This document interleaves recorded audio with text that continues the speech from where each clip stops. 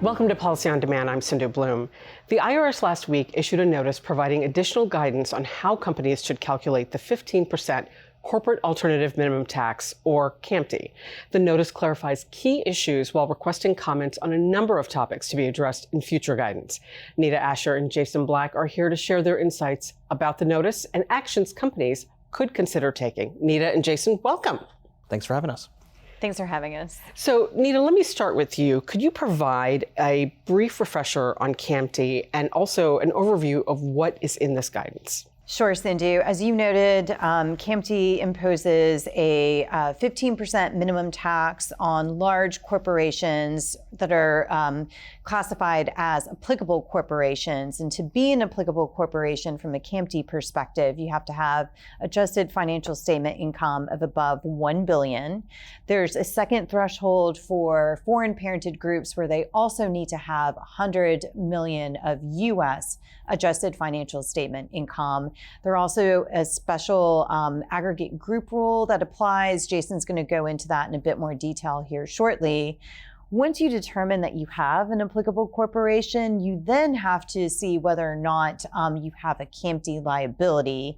And that is essentially a comparative analysis of your tentative minimum tax under CAMT compared to your regular tax liability plus your BEAT liability. And that's going to help you determine what your CAMT liability is to the extent you're an applicable corporation. You do have a helpful carry forward of your CAMT liability. I say helpful, in some cases it may not be, but the guidance sort of addresses some of the computational issues and also, as you pointed out at the onset, helps with some, but not all, of the open items with respect to the scoping issue and how you determine CAMT liability. Okay, thanks for that. And Jason, let me come to you. What issues are addressed in this notice and what are not addressed? Yeah, so the notice is relatively long. It's over 70 pages, so there is a lot in there. And I do think there's a couple key areas where taxpayers were looking for kind of clarity on, and the government has provided it, often with a lot of examples that are helpful for applying these rules. So I think the first area that I saw is pretty relevant, it started right at the front of the notice, is a clarification of the term applicable financial statement, which is the starting point for determining how to compute your CAMT liability or whether you're an applicable corporation. So in this notice, they expand the definition of an applicable financial statement to include also unaudited, certain unaudited financial statements, and in the case that you don't have financial statements, using the tax return. This was an area that kind of the 451 regulations already defined what an applicable financial statement is, but this was a key departure from the definition that was previously provided in those regulations. Additionally, the notice addresses how to deal with financial statement restatements and changes in financial accounting principle, which people were asking about how to deal with those when situations change. Also, the notice clarifies how to compute financial statement income when you have multiple taxpayers in a single audited financial statement. So typically you use a consolidated AFS for purposes of computing your financial statement income. Oftentimes that might mean there's multiple taxpayers in the same financial statement. So it kind of provides rules on how to adjust your financial statements to take that into account. With respect to depreciation, the prior notice, the immediately preceding notice that was issued by the government, gave really thorough rules on how to adjust for the depreciation adjustment on Section 168 property. These rules modified those existing rules in part, mostly around how to deal with changes in method of accounting for Section 168 property, and then also how to deal with impairments on financial statements. The notice, another key modification of the notice is how you apply the $1 billion test for purposes of the foreign parented multinational group. I think there was some uncertainty amongst practitioners and taxpayers on how and whether and how Section 52 aggregation applies. The notice confirms that for purposes of the $1 billion test, you do take into account both the the foreign parented multinational group plus any taxpayers that are aggregated under 52 rules. And then finally, the notice clarifies some rules around the $1 billion test and how you treat partnerships.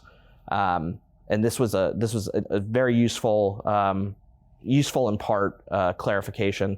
It did say in situations where you consolidate your partnership but maybe don't own greater than 50%, you actually restate your financial statements as if the partnership were a separate taxpayer. So you only take into account your share of the financial statement income with respect to that partnership, instead of pulling in 100% of the partnership as the financial statements do.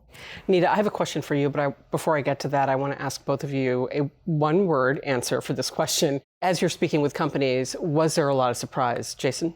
Not yet, because I think some people, specifically that last point I made about the partnership and consolidated partnerships on financial statements of corporate taxpayers, that one was actually a well-received rule in the notice, because there were a lot of comments on potentially that being a problem for some of the publicly traded corporations, and that was a welcome kind of clarification in here.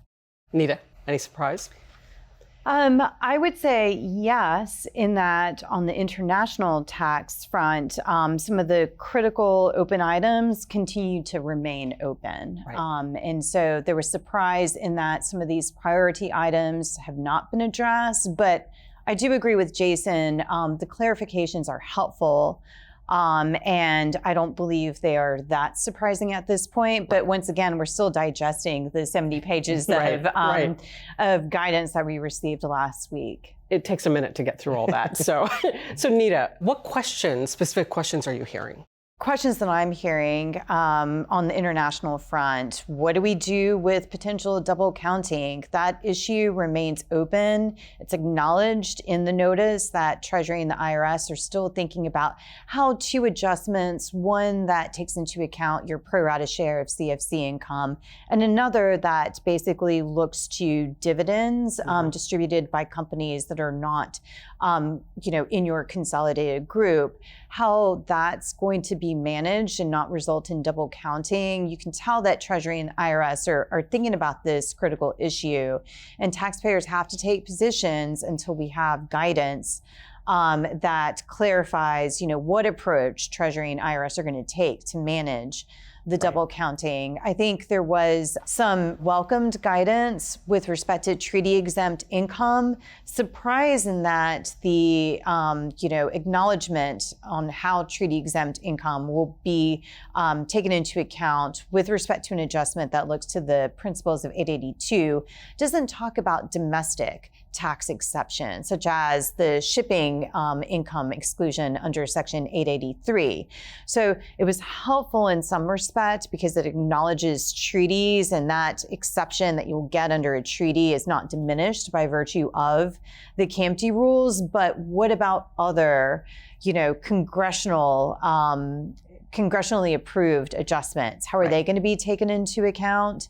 Some helpful guidance with respect to CAMT FTCs. We're not going to go into the weeds here, but I think there were a lot of questions prior to this last notice on what does taken into account mean with respect to foreign taxes. And now we know that it's a very generous, sort of approach Treasury and IRS are taken with respect to foreign taxes. You just need to have a journal entry. You may not necessarily have to have a financial statement impact to be taken into account. So that is helpful guidance in that space. I still will go back to this double counting issue, and I see Jason nodding here.